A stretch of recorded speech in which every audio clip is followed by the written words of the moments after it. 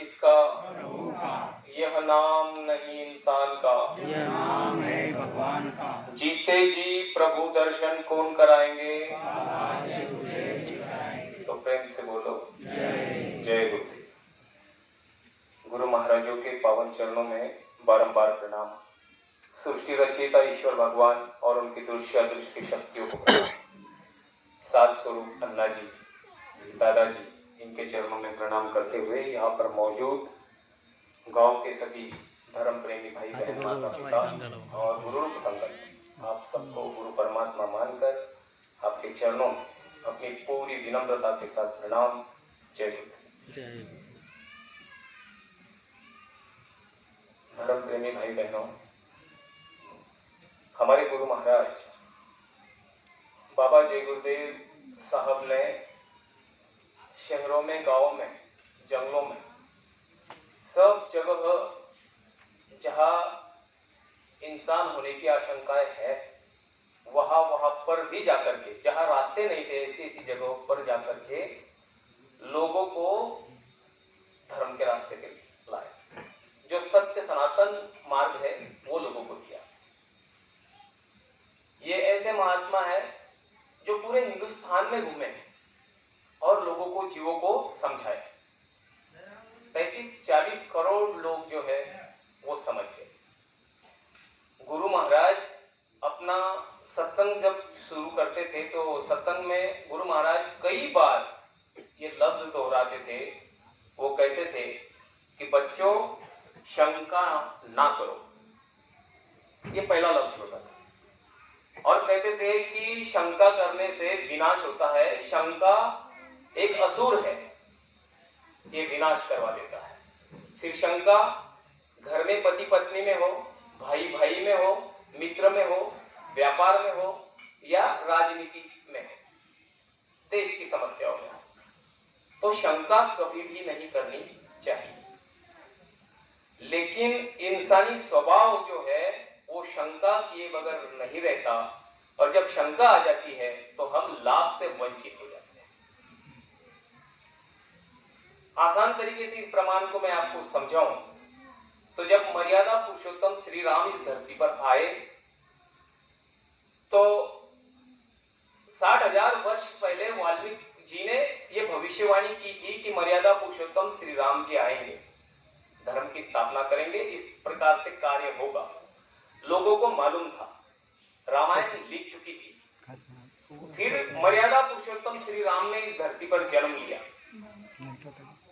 अब जब यह तय था कि राम नाम की शक्ति इस धरती पर आने वाली है, तो फिर कौन सी वो बात थी जो माता कैकेयी समझ नहीं पाई? अगर कैकेयी माँ समझ जाती कि ये भगवान मेरे घर में जन्म लिया हुआ है, तो क्या माँ कैकेयी भगवान राम को 14 साल के लिए वनवास में भेजती? नहीं ना। लेकिन समय के रहते हुए जीव समझ नहीं पाते। उसी मर्यादा पुरुषोत्तम को बोरा, ये गोनपाट जो होता है, गोनपाट, उसके कपड़े पहनकर माँ सीता और भाई लक्ष्मण के साथ जंगल में गई। रावण इतना ज्ञानी था, उसको सब मालूम था। जो 33 करोड़ देवी देवताओं को बंदी बना सकता है, इतना पहुंचा हुआ इंसान, क्या वो नहीं जान सकता था कि अवतारी शक्ति है? लेकिन समय के रहते हुए इंसान समझ नहीं पाता और चूक जाता है और अपना लाभ खो देता है। लोगों के दिल में, दिमाग में प्रतिमा ये थी कि भगवान कैसे होते हैं। उन्होंने सतयुग के भगवान को देखा था, नारायण को, कि 4 भुजाएं होती है, शंख होता है, चक्र होता है, ये होता है, वो होता है। राम के तो 2 ही हाथ है, ये कैसे भगवान? भगवान के तो 4 हाथ होते हैं। इसलिए वो त्रेता युग में भगवान मर्यादा पुरुषोत्तम को पहचानने में चूक गए। जिन जिन लोगों ने उनको पहचाना उनका जीवन सफल हो गया। बंदर भालुओं ने पहचाना, लंका में रहने वाले विभीषण जी ने पहचाना, केवट ने पहचाना, कितने लोगों ने पहचाना, उन्होंने अपना जीवन सफल बना लिया, बाकी चूक गए।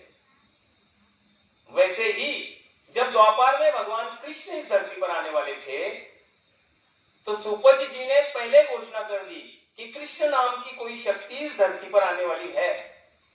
इस प्रकार से कार्य होगा, अधर्मियों का सफाया होगा। फिर भी भविष्यवाणी कहा की गई थी, जब कंस की बहन की शादी का रथ जा रहा था, उसी वक्त सुपच जी वहां उधर से आ रहे थे, तभी भविष्यवाणी हुई थी। स्वयं कंस रथ पर विराजमान था और कंस ने यह भविष्यवाणी सुनी। उसके बाद माता, भगवान कृष्ण की माता और पिता दोनों को कैद में डाल दिया। जानता था कि इन्हीं के पेट से वो जन्म लेने वाले हैं। जन्म ले लिया, उसके बाद भी उसने अत्याचार बंद नहीं किए, मासूम मासूम बच्चियों को मार दिया। अगर मान लेता तो बच जाता, लेकिन उस समय के लोगों ने भी भगवान कृष्ण को भगवान नहीं माना कि भगवान ऐसे होते क्या। सब लोग ये सोचते थे कि मर्यादा पुरुषोत्तम कैसे थे, बिल्कुल मर्यादा में रहते थे, किसी की तरफ नीचा ऊंचा नहीं, न्यायप्रिय, सीधा। भगवान कृष्ण उल्टे, पूरा उलट, मटकी तोड़ रहे हैं, गोपिकाओं को सता रहे हैं, चोरी कर रहे हैं, मिट्टी खा रहे हैं। तो ये कैसा भगवान है? लोग उस समय में भी भगवान कृष्ण को मानने से चुप गए, काला, लंगड़ा, क्या क्या बोले। लेकिन जिन जिन लोगों ने भगवान कृष्ण को जान लिया, वो सब अपने जीवन में सफल हो गए।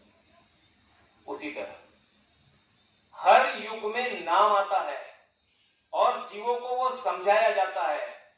जो जीव अपनी बुद्धि का प्रयोग ना करते हुए अपने हृदय से उस बात को समझ लेते हैं, वो जीव तर जाते हैं। और जो अपने बुद्धि का दिया जलाते हैं, वैसे जीव फिर से नर्क और 84 योनियों में चले जाते हैं।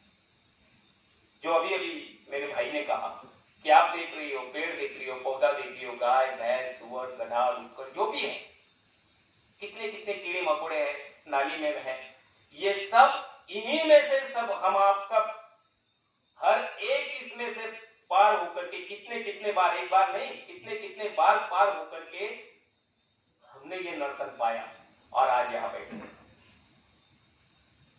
आसुदा गांव की एक मामूली सी आप जैसी बहन थी, जिसका नाम अपने विद्यापीठ के नाम से दिया गया है, बहना बाई। पढ़ी लिखी नहीं थी, कितनी आसान बात उसने 4 पंक्तियों में लिखी है। आला शास्त्र गेला शास्त्र, जीवा तुझरे तंत्र, अरे जगन मरण एका सासा तंत्र। इतनी लाख मोल की बात बता रही है। एक सांस आता है और एक सांस जाता है, इन दोनों के बीच में एक सांस की कमी होती है। अगर सांस नहीं ले पाए, समझ लो मर गए। सांस ले पाए तो आप जिंदा हैं। आपके जीवन का मूल्य सिर्फ एक सांस है, अब चल रही है, कब तक चलेगी ये नहीं। तो हम आप लोगों को उस परमात्मा ने अनंत कृपा करके ये मानव तन दे दिया। अब मानव तन इसलिए दिया जाता है कि जीते जी परमात्मा को हम प्राप्त करें और अपने इस नर्तन से मुक्त हो जाए।